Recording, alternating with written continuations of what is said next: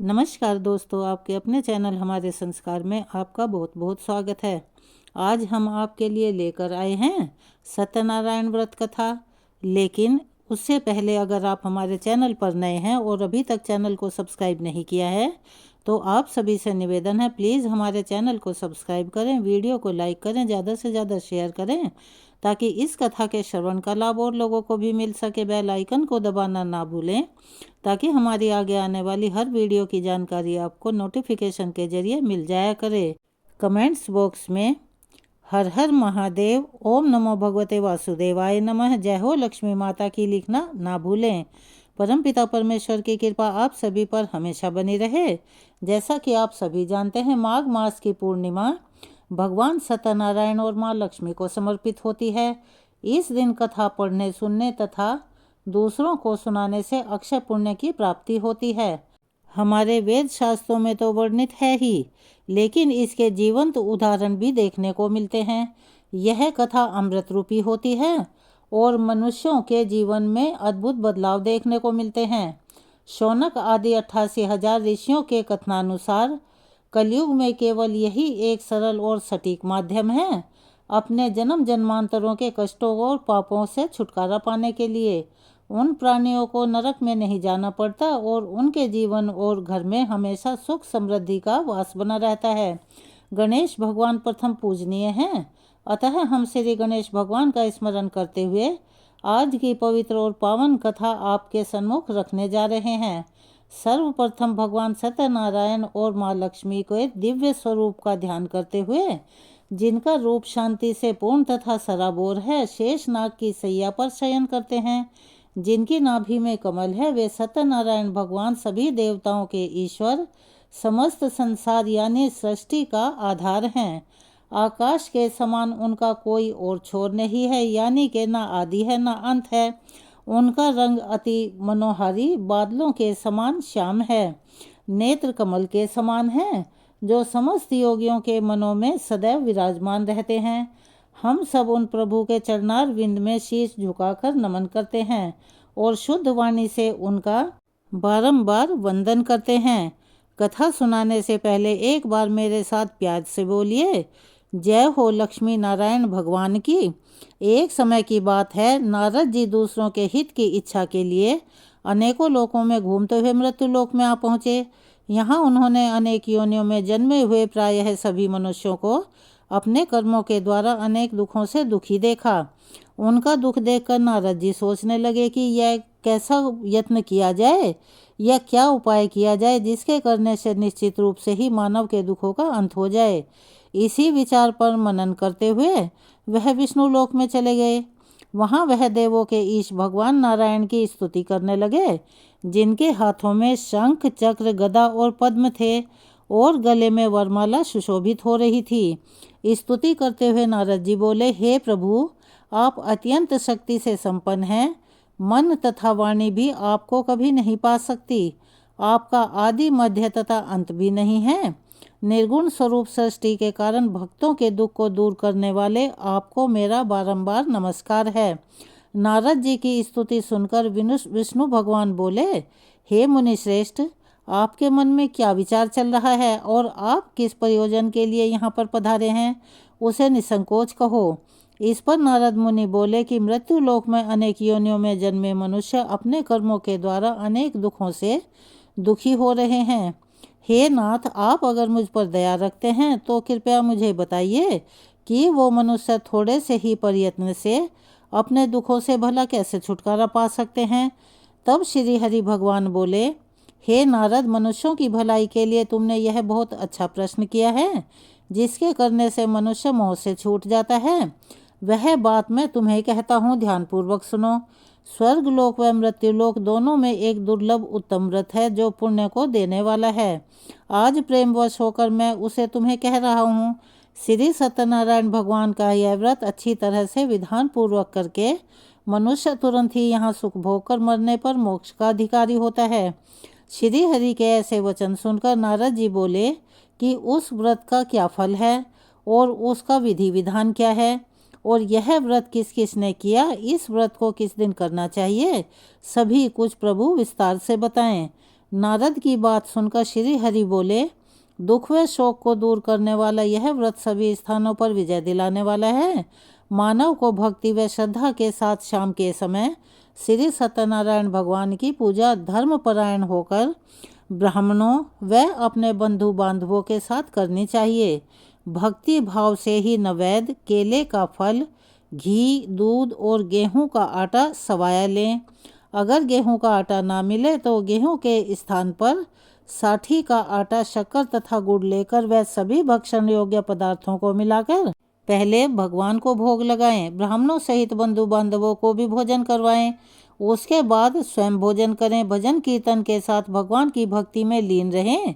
इस तरह से सत्यनारायण भगवान का यह व्रत करने पर मनुष्य की सारी मनोकामनाएं निश्चित रूप से पूरी होती हैं और इस कलिकाल यानी के कलयुग में मृत्यु लोक में मोक्ष का यही एक सरल उपाय बताया गया है। यहाँ कथा का प्रथम अध्याय संपूर्ण होता है। अब सुनते हैं द्वितीय अध्याय। सूत जी बोले, हे ऋषियों, जिसने पहले समय में इस व्रत को किया था उसका इतिहास मैं तुमसे कहता हूँ, ध्यानपूर्वक सुनो। सुंदर काशीपुरी नगरी में एक अत्यंत निर्धन ब्राह्मण रहा करता था। वह भूख प्यास से परेशान हमेशा धरती पर घूमता रहता था। ब्राह्मणों से प्रेम करने वाले भगवान ने एक दिन ब्राह्मण का वेश धारण किया और उसके पास जा पहुँचे और वहाँ जाकर पूछा, हे विप्रवर, तुम नित्य दुखी होकर पृथ्वी पर क्यों विचरते रहते हो? वह दीनहीन ब्राह्मण बोला कि मैं निर्धन ब्राह्मण हूँ, भिक्षा के लिए धरती पर घूमता हूँ।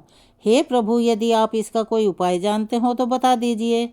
वृद्ध ब्राह्मण ने कहा कि सत्यनारायण भगवान मनोवांछित फलों को देने वाले हैं, इसीलिए तुम उनका पूजन करो। इसके करने से मनुष्य सभी दुखों से मुक्त हो जाता है और मृत्यु के पश्चात मोक्ष को प्राप्त करता है।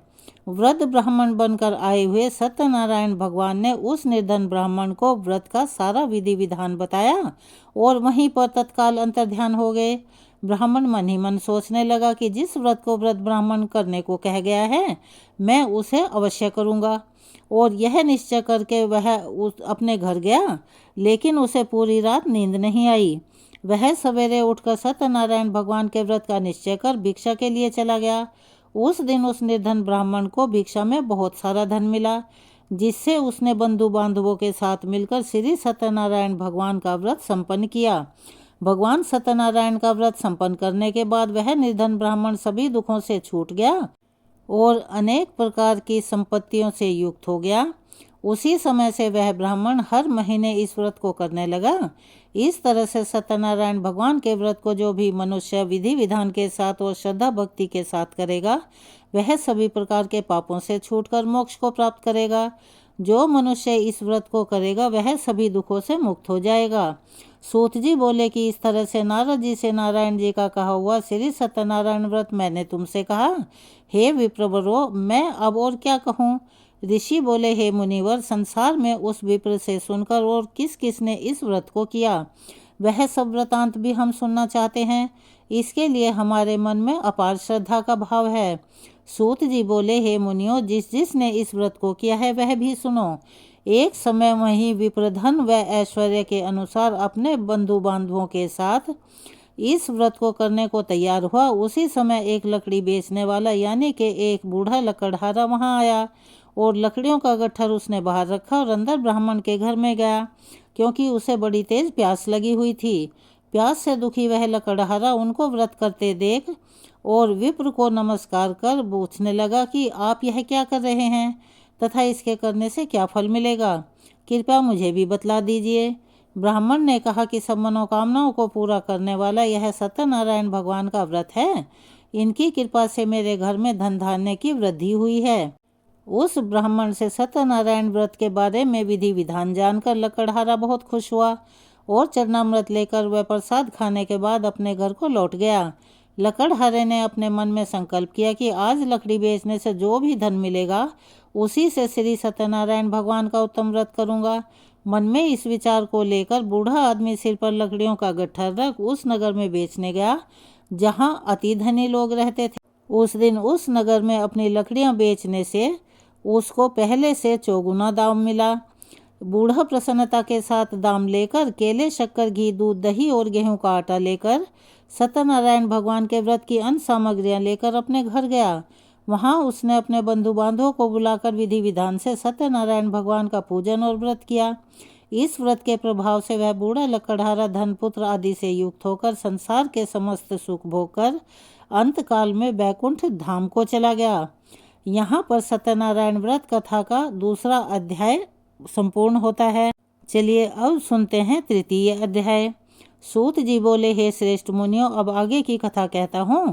पहले समय में उल्कामुख नाम का एक बुद्धिमान राजा था। वह सत्यवक्ता और जितेंद्रिय था। प्रतिदिन देवी स्थानों पर जाता निर्धनों को धन देकर उनके कष्ट दूर करता था। उसकी पत्नी कमल के समान मुख वाली तथा सती साध्वी थी।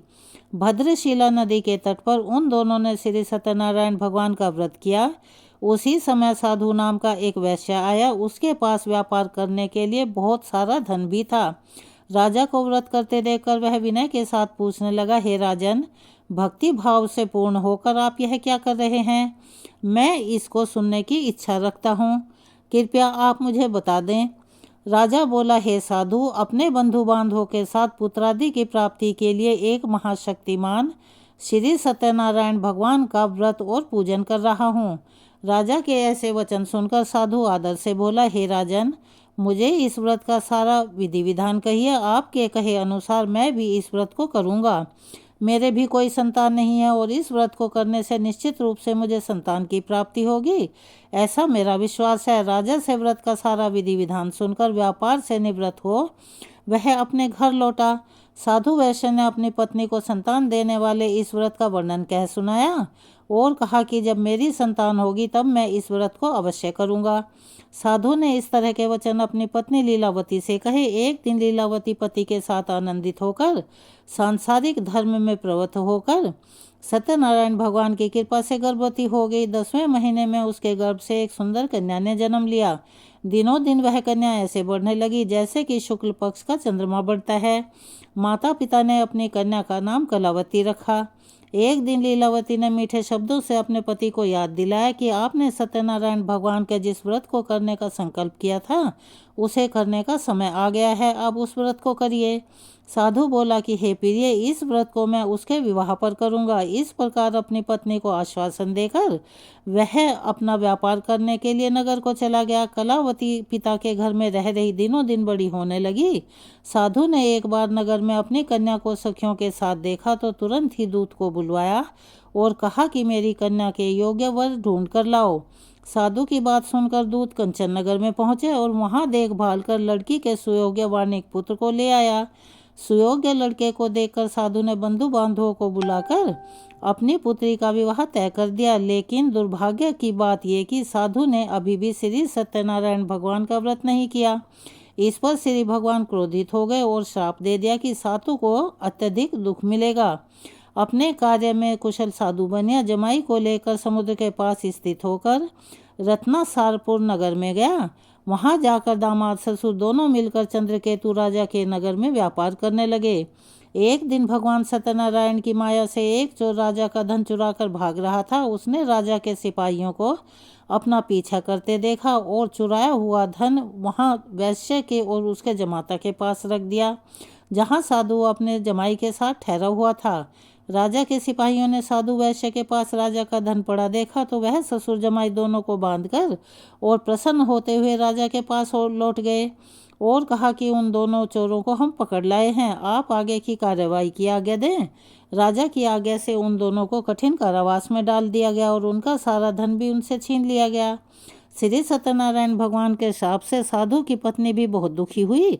घर में जो भी धन रखा था उसे चोर चुरा कर ले गए। शारीरिक तथा मानसिक पीड़ा व भूख प्यास से अति दुखी होकर अन्न की चिंता में कलावती एक ब्राह्मण के घर गई। वहां उसने श्री सत्यनारायण भगवान का व्रत होते देखा। फिर कथा भी सुनी। वह प्रसाद ग्रहण कर रात को घर वापस आई। माता ने कलावती से पूछा कि हे पुत्री, अब तक तुम कहाँ थी और तेरे मन में क्या चल रहा है? कलावती ने अपनी माता से कहा कि माता, मैंने एक ब्राह्मण के घर में श्री सत्यनारायण भगवान का व्रत देखा है। अपनी कन्या के ऐसे वचन सुनकर लीलावती भगवान के पूजन की तैयारी करने लगी। लीलावती ने परिवार सहित अपने बंधु बांधवों को बुलाकर सत्यनारायण भगवान का पूजन किया और उनसे वर मांगा कि मेरे पति तथा जमाई शीघ्र घर आ जाएं। साथ ही यह भी प्रार्थना की कि हम सबका अपराध क्षमा करें। श्री सत्यनारायण भगवान इस व्रत से संतुष्ट हो गए और राजा चंद्रकेतु को सपने में दर्शन देकर कहा कि हे राजन, तुम उन दोनों वैश्यों को छोड़ दो और तुमने उनका जो धन लिया है वो उन्हें वापस कर दो। अगर तुमने ऐसा नहीं किया तो मैं तुम्हारा धन, राज्य व संतान सभी नष्ट कर दूंगा। राजा को यह सब कहकर भगवान अंतर्ध्यान हो गए। प्रातः काल सभा में राजा ने अपना सपना सभी को सुनाया। फिर बोले कि वाणिक पुत्रों को कैद से मुक्त कर सभा में ले आओ। दोनों ने आते ही राजा को प्रणाम किया। राजा मीठी वाणी से बोला, हे महानुभावों, भाग्यवश ऐसा कठिन दुख तुम्हें प्राप्त हुआ है, लेकिन अब तुम्हें कोई भय नहीं है। ऐसा कहकर राजा ने उन दोनों को नए वस्त्राभूषण भी पहनवाए और जितना धन उनका लिया था उससे दुगना धन वापस कर दिया। दोनों वैश्य अपने घर की ओर चल दिए। यहाँ पर श्री सत्यनारायण व्रत कथा का तृतीय अध्याय संपूर्ण होता है। चलिए अब हम आपको सुनाने जा रहे हैं चतुर्थ अध्याय। सूत जी बोले, वैश्य ने मंगलाचार कर अपनी यात्रा आरंभ की और अपने नगर की ओर चल दिए। उनके थोड़ी दूर जाने पर एक दंडी वेशधारी श्री सत्यनारायण ने उनसे पूछा, हे साधु, तेरी नाव में क्या है? तब वह अभिमानी वाणिक हंसता हुआ बोला, हे दंडी, आप क्यों पूछते हो? क्या धन लेने की इच्छा है? मेरी नाव में तो बेलवा पत्ते भरे हुए हैं। वैश्य के ऐसे झूठे और कठोर वचन सुनकर भगवान बोले, तथास्तु, तुम्हारा वचन सत्य हो। दंडी ऐसे वचन कहकर वहां से दूर चले गए और कुछ दूरी पर जाकर समुद्र के किनारे बैठ गए। दंडी के जाने के बाद साधु वैश्य ने नित्य क्रिया के पश्चात नाव को ऊंची उठे हुए देखकर अचंभा माना और नाव में बेलपत्ते आदि देखकर वह मूर्छित होकर वहीं जमीन पर गिर पड़ा। मूर्छा खुलने पर वह अत्यंत शोक में डूब गया। तब उसका दामाद बोला कि पिताजी, आप शोक न मनाए, यह दंडी का श्राप है, इसीलिए हमें उन्हीं की शरण में जाना चाहिए, तभी हमारी मनोकामना पूर्ण होगी। दामाद की बात सुनकर वह दंडी के पास पहुंचा और अत्यंत भक्ति भाव से नमस्कार करके बोला कि हे साधु, मैंने आपसे जो असत्य वचन कहे थे उसके लिए मुझे क्षमा करें। ऐसा कहकर महान शोकातुर हो वह रोने लगा। तब दंडी भगवान बोले कि हे वाणिक पुत्र, मेरी आज्ञा से बार बार तुम्हें दुख प्राप्त हुआ है, तू मेरी पूजा से विमुख हुआ। साधु बोला, हे भगवान, आपकी माया से ब्रह्मा आदि देवता भी आपके रूप को नहीं जानते, तब भला मैं अज्ञानी कैसे जान सकता हूँ। अब आप प्रसन्न होइए, अब मैं अपनी सामर्थ्य के अनुसार आपकी पूजा करूँगा। मेरी रक्षा करो और पहले के समान मेरी नौका में धन भर दो। साधु वैश्य के भक्तिपूर्वक वचन सुनकर भगवान प्रसन्न हो गए और उसकी इच्छा के अनुसार वर देकर अंतर्ध्यान हो गए। ससुर जमाई जब नाव पर आए तो नाव धन से भरी हुई थी। फिर वहीं अपने अन्य साथियों के साथ उन्होंने सत्यनारायण भगवान का पूजन कर अपने नगर को चल दिए। जब नगर के पास पहुंचे तो दूत को घर पर खबर करने के लिए भेज दिया। दूत साधु की पत्नी को प्रणाम करके कहने लगा कि मालिक और आपके दामाद सहित नगर के निकट आ गए हैं। दूत की बात सुनकर साधु की पत्नी लीलावती से बड़े हर्ष के साथ सत्यनारायण भगवान का पूजन कर अपनी पुत्री कलावती से कहा कि मैं अपने पति के दर्शन को जा रही हूँ, तू भी इस कार्य को पूर्ण करके शीघ्र आ जा। माता के ऐसे वचन सुनकर कलावती जल्दी जल्दी में प्रसाद छोड़कर अपने पति को देखने पति के पास चली गई। प्रसाद की अवज्ञा के कारण श्री सत्यनारायण भगवान रुष्ट हो गए और नाव सहित उसके पति को पानी में डुबो दिया। कलावती अपने पति को वहां न पाकर रोती हुई जमीन पर गिर गई। नौका को डूबा हुआ देख वह कन्या को रोता देख साधु दुखी होकर बोला कि हे प्रभु, मुझसे तथा मेरे परिवार से जो भूल हुई है उसे क्षमा करो। साधु के दीन वचन सुनकर श्री सत्यनारायण भगवान प्रसन्न हो गए और आकाशवाणी हुई कि हे साधु, तेरी कन्या मेरे प्रसाद को छोड़कर आई है, इसी से इसका पति अदृश्य हो गया है। यदि वह घर जाकर प्रसाद खाकर लौटेगी तो इसे इसका पति अवश्य ही मिलेगा। ऐसी आकाशवाणी सुन कलावती घर पहुंचकर प्रसाद ग्रहण करके और फिर आकर अपने पति के दर्शन करती है। उसके बाद साधु और बंधु बांधवों सहित श्री सत्यनारायण भगवान का विधि विधान से पूजन करता है तथा इस लोक में सुख भोग कर वह अंत में स्वर्ग को जाता है। यहाँ पर श्री सत्यनारायण भगवान की कथा का चतुर्थ अध्याय समाप्त होता है। अब हम आपको सुनाने जा रहे हैं पांचवा अध्याय। सूत जी बोले, हे ऋषियों, मैं और भी एक कथा सुनाता हूँ, उसे भी ध्यानपूर्वक सुनो। प्राचीन समय में प्रजापालन में लीन तुंगध्वज नाम का एक राजा था। उसने भी भगवान के प्रसाद को त्याग कर बहुत ही दुखों का सामना किया। एक बार वन में जाकर वन्य पशुओं को मारकर वह बड़ के पेड़ के नीचे आया। वहां उसने ग्वालों को भक्ति भाव से अपने बंधु बांधवों के सहित सत्यनारायण भगवान का पूजन करते देखा। अभिमानवश राजा ने उन्हें देखकर भी पूजा में नहीं गया और ना ही उसने भगवान को नमस्कार किया। ग्वालों ने राजा को प्रसाद दिया, लेकिन उसने वह प्रसाद भी नहीं खाया और प्रसाद का त्याग करके प्रसाद को वहीं छोड़कर वह अपने नगर को लौट गया। जब वह अपने नगर में पहुंचा तो वहां उसने देखा कि उसका सब कुछ तहस नहस हो गया है। वह शीघ्र ही समझ गया कि यह सब भगवान ने ही किया है। वह दोबारा ग्वालों के पास पहुंचा और विधि विधान पूर्वक पूजा करके प्रसाद खाया तो श्री सत्यनारायण भगवान की कृपा से सब कुछ पहले जैसा ही हो गया। दीर्घ काल तक सुख भोगने के बाद वह मरणोपरांत उसे स्वर्गलोक की प्राप्ति हुई। जो मनुष्य परम दुर्लभ इस व्रत को करेगा तो भगवान सत्यनारायण की अनुकंपा से, भगवान के आशीर्वाद से उसे धन धान्य की प्राप्ति होगी। जो निर्धन है वह धनी हो जाता है और भय मुक्त कर जीवन जीता है। संतानहीन मनुष्य को संतान का सुख मिलता है और उनके सारे मनोरथ पूर्ण होते हैं। मानव अंत काल में बैकुंठ धाम को प्रस्थान करता है। सूत जी बोले, जिन्होंने पहले इस व्रत को किया है अब उनके दूसरे जन्म की कथा का वृतांत भी सुनो। वृद्ध शतानंद ब्राह्मण ने सुदामा का जन्म लेकर मोक्ष की प्राप्ति की। लकड़हारे ने अगले जन्म में निषाद बनकर मोक्ष प्राप्त किया। उल्का मुख नाम का राजा दशरथ होकर बैकुंठ को गया। साधु नाम के वैश्य ने मोर ध्वज बनकर अपने ही पुत्र को आरे से चीरकर मोक्ष पाया। महाराज तुंगध्वज ने स्वयंभू होकर भगवान में भक्ति युक्त होकर कर्म कर मोक्ष पाया। यहाँ सत्यनारायण व्रत कथा का 5वां अध्याय संपूर्ण होता है। जैसा कि सभी जानते हैं, पूजा और कथा श्रवण के बाद भगवान की आरती करना अति अनिवार्य होता है। तो चलिए हम सब मिलकर करते हैं भगवान की आरती। जय लक्ष्मी रमना स्वामी, जय लक्ष्मी रमना, सत्यनारायण स्वामी जन पातक हरना। ओम जय लक्ष्मी रमना। रत्न जड़ित सिंहासन अद्भुत छवि राजे, स्वामी अद्भुत छवि राजे। नारद करत निराजन घंटा ध्वनि बाजे। ओम जय लक्ष्मी रमना। प्रकट भये कली कारण, द्विज को दर्श दियो, स्वामी द्विज को दर्श दियो।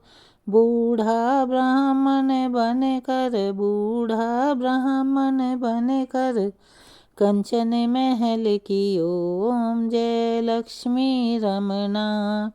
दुर्बल भील कठारो, जिन पर कृपा करी, स्वामी जिन पर कृपा करी। चंद्रचूड़ एक राजा, चंद्रचूड़ एक राजा, तिनकी विपत्ति हरी। ओम जय लक्ष्मी रमना।